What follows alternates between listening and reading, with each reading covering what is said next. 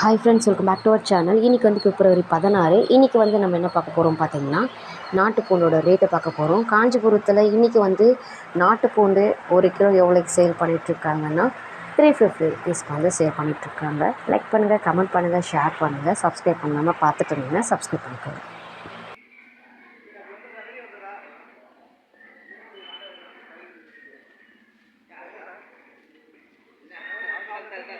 ಇಲ್ಲ ಇಲ್ಲ ಅದೇ ತಲ್ರಿ ರೇಸಲ್ಲಿ ಅಲ್ಲ ಅಲ್ಲ ಬರ್ತಾರೆ ಬರೀ ಬಾ